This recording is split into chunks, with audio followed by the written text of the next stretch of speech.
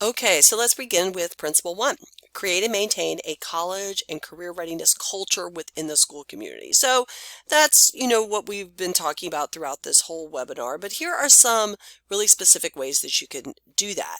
So you want to think about college and career readiness as a community-wide goal, as something that is not just the responsibility of the guidance counselor or not just the responsibility of the principal, but is something that everyone is in on, that everyone has some kind of buy-in to, yes, this is not just about helping students to graduate, but we are preparing them for life beyond high school.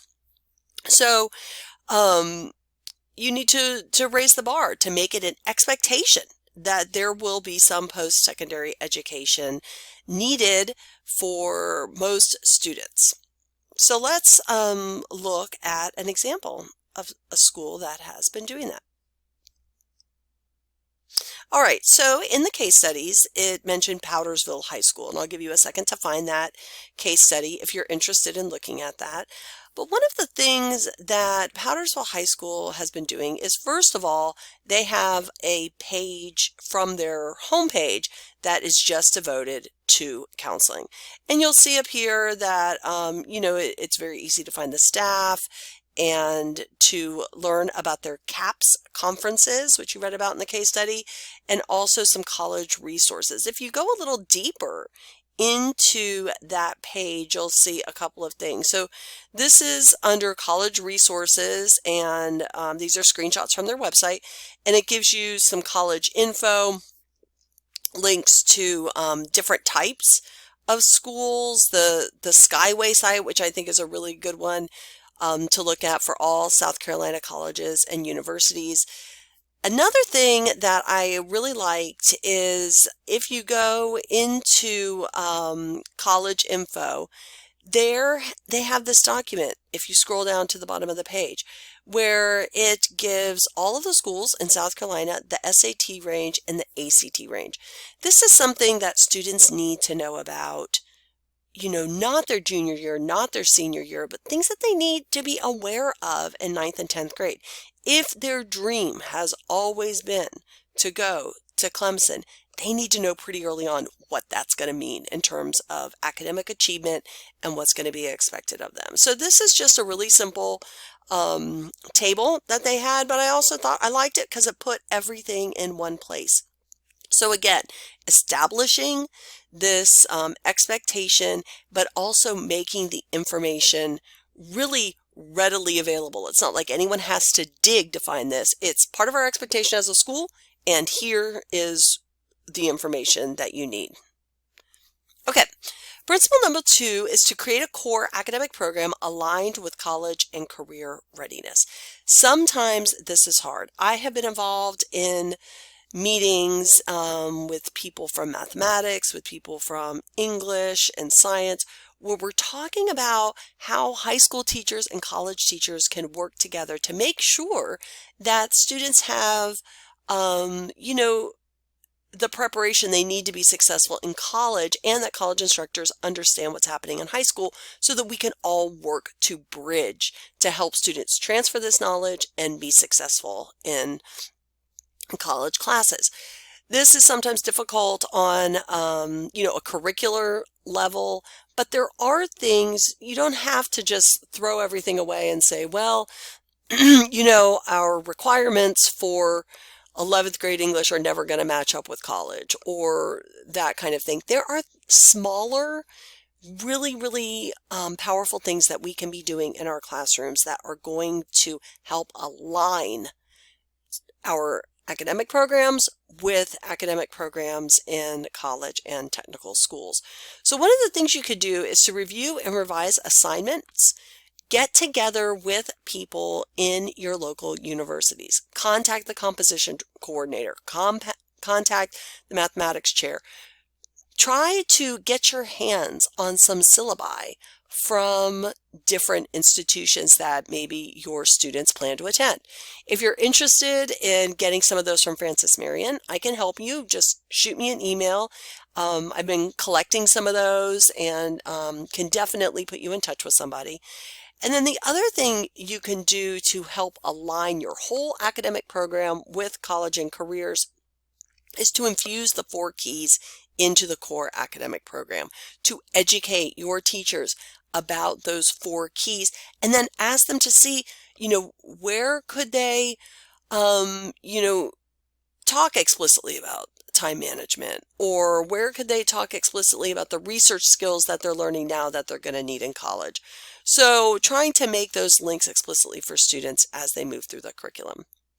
So as an example of this is not in the case studies, but I will tell you a little bit about what we have done here in Florence, with Florence 1 School District, FMU, and Florence Darlington Tech. We had some meetings. Some of the scientists really took it upon themselves to coordinate and have some of the high school students come out to FMU and go to Florence Darlington Tech and watch what a college level lab looked like. They got together with a college instructor and they went through a lab so students could see, like, this is what's going to be expected of me in like a biology lab, an intro to biology lab. This is good because I think that we all feel better about a new experience if we know what's coming. The other thing this does when we bring students to campus to observe something like a science lab is they start to see themselves as sort of college material, I guess might be one way of thinking about it. Or it's possible that they begin to feel more confident about their ability to do this kind of work.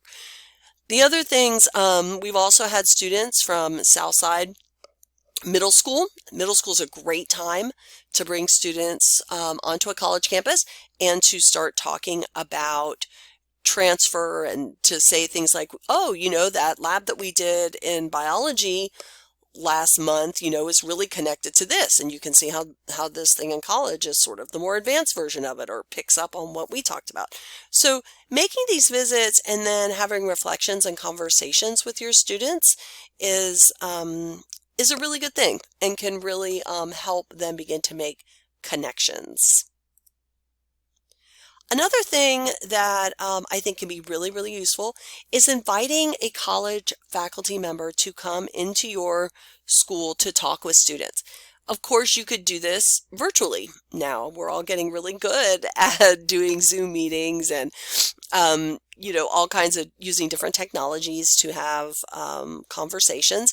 But Matt Nelson and I have gone into schools and several other of our colleagues.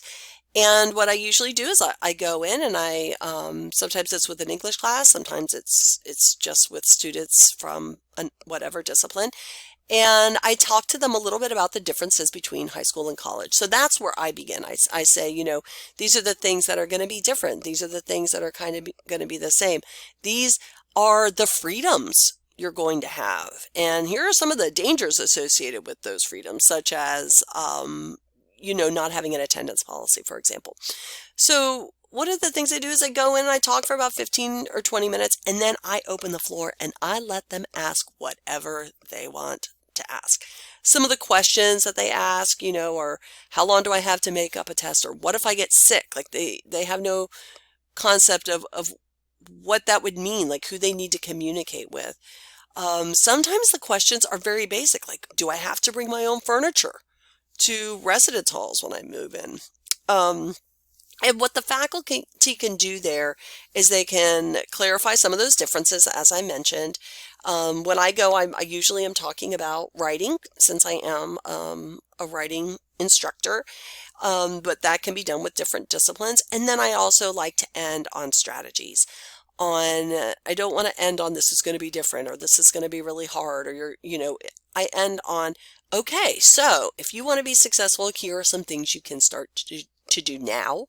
Here are some habits you can begin practicing, and then also encourage them to think about help-seeking behaviors when they get to the university.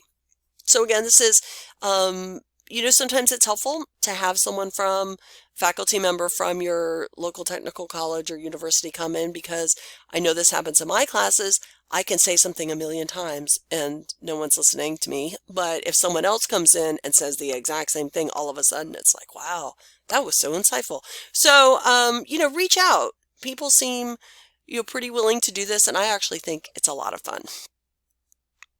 Okay, principle 3. Teach key self-management skills and expect students to use them.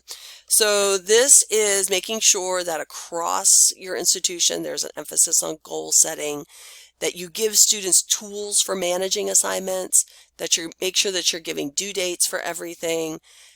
Talk about note-taking. Some of us were never taught how to take notes, and just doing some Google searches will get you to some great places about note-taking, some great videos that sort of demonstrate what some good note-taking skills are. And then having students participate in study groups, I think, is a really good thing, because that makes them accountable to one another, and it's something that's often done in the university as well. So at Calhoun County High School, this data is a little old. It says up here, class of 2016. Calhoun County High School was the first case study in your packet. One of the things I wanted to point out about what they do is they spend a good deal of time talking about soft skills and infusing them. In the case study, it says infusing them into the daily lives of the students in this class. So they talk about preparing students for the real world. They talk about time management, about respecting others' opinions, about being responsible, about making eye contact, all of these good skills that are going to help them. So I think that the connection I want you to make with Calhoun County is that they are teaching them some explicit skills that are going to help them meet this principle of time management skills, but not just time management skills, but soft skills that students are going to need. Principle number 4 is preparing students for the complexity of applying to college or post-secondary training. So these are those go skills, right? That we know a lot of students don't even know where to begin. They might say that they want to go to college, but they don't know that they have to make an application, or they don't know that just because they graduated doesn't mean they can get into whatever state school they want. So orienting students to the college application process, outlining major timelines and requirements, just, laying out on a one page what those deadlines are, what students should be doing, by, April of their junior year or of their 10th grade year or whatever, giving them some kind of timeline and referring back to it, making it a timeline that everyone's talking about. Like, okay, 10th graders, by the time you finish up, you should turn in your paper where you've done 3 virtual tours of 3 different state schools and written an assignment about it or something like that. So trying to keep everyone on some kind of schedule. Also, any workshops that you can do with your families about FAFSA and doing practice college applications are really good. And then, of course, we know how important it is to provide extra support for first-generation college goers. Fairfield County and Technology Center has some really good programs. It's worth, looking carefully at that case study. They have draft day for seniors where they're working on financial aid and applications for jobs in colleges. They have virtual portfolios where students put together all of the things that they've done. This is good. I would say not only so that you can present it to somebody, but sometimes it's just a good activity to think back about what activities have I done, what things have I done out of school, who are my references, who are going to be the people who can speak to my ability and my goals and my motivations to do this kind of work. And then they also have commitment graffiti where students can sign a board when they have a payroll stub, so maybe they've gotten a job and or a college acceptance letter. So it's making these things visible. And that's what a lot of these case studies focus on. It's not just like, oh, we have this initiative, but everyone knows about it and everyone's on board with it and parents know about it, and it's just part of being in that school is that you're going to talk about these deadlines for the FAFSA, or you're going to talk about the connection between persuasive writing and your college essay. It's just part of what happens in your school. So here is some information from Clover High School, which is one of your case studies as well. And this is from their counseling department website. And I just want to show how simple this move is, but how helpful it is. It has, they have this guide, college guide for juniors, and it has sections, the stages, the roles and responsibilities, timeline, college admission key terminology. What a useful resource, right? We have become so used to saying these words, to talking about the registrar's office or the bursar's office, or to talking about credit hours, or, you know, all of these little terms that we assume everyone knows what they mean. So I think that this key terminology section can be a really powerful tool. And again, it's a small thing.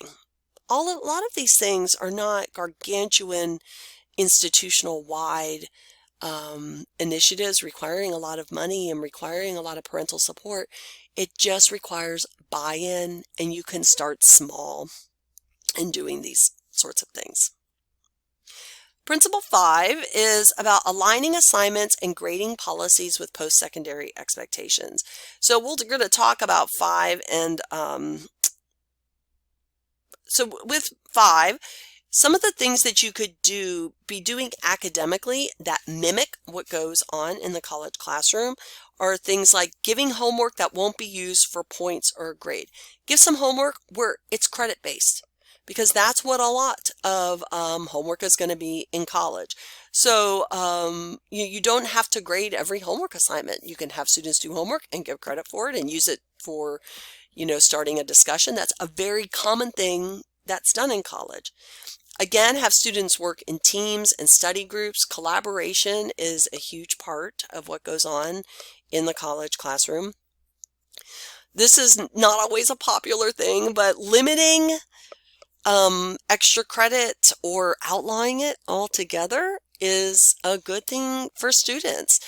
I would say this is especially important, you know, by the time students become seniors, that if there is an extra credit opportunity, that it is linked to academics and not for attending the football game or, you know, something else like that, but that the extra credit really is linked to the ELA course or to the physics course or whatever. And then start in those higher level grades adopting post-secondary level expectations. The more students write, the better they're going to be when they get to college.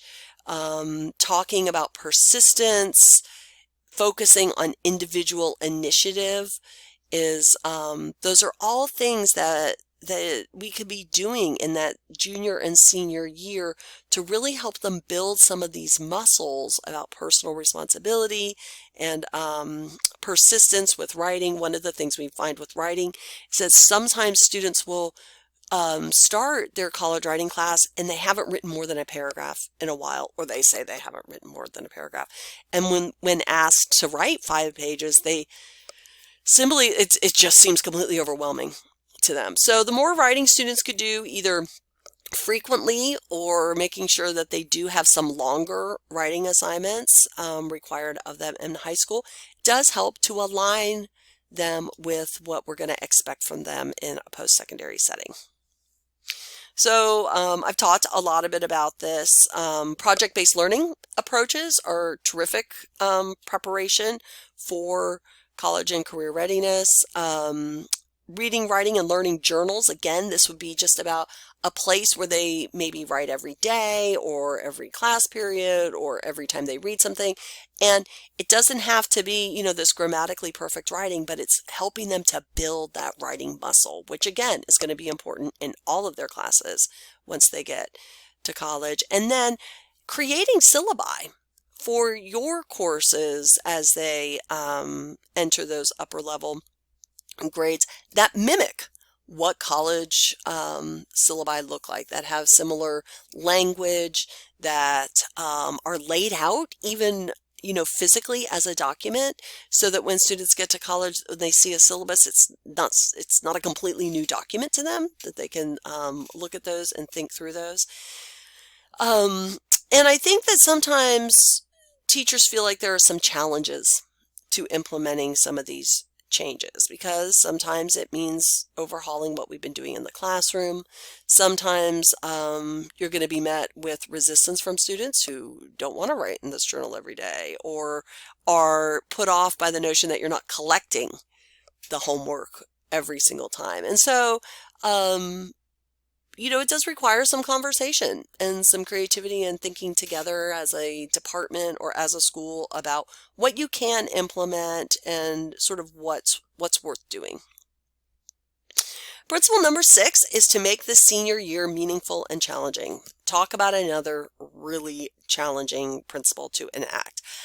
So scheduling a full senior year, including math and writing, would be absolutely ideal. And here's why.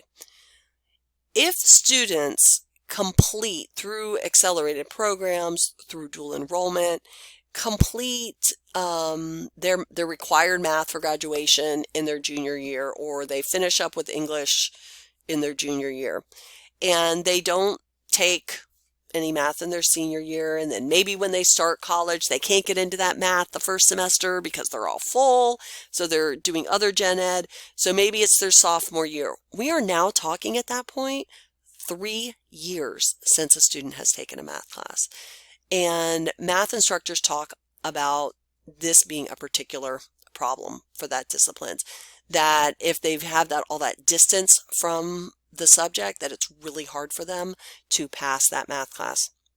Same thing with writing, the practices that they learn in writing. So the more students can do in their senior year, classes that continue to challenge them, or even classes that they're curious about, like maybe there's something in the Career Center that they want to take in their senior year where they can start exploring a possible career option. That is really, really good preparation and keeps them kind of rolling, right? Gives them some momentum as they go into college. So in the senior year, some things you can do to keep that momentum going is to take campus visits, to partner with local businesses to create internships for your students, to have dual enrollment and advanced placement courses, and also to have senior seminar where maybe they're pulling in information from different subjects that they've learned over the years to create some kind of project that's meaningful to them or that contributes to the community or the school in some way. Principle 7, I'm going to talk about 6 and 7 sort of together, are about building those partnerships and connections. So connect with your local post-secondary institutions, connect with businesses, work on dual enrollment, and then start collecting data on student performance in college.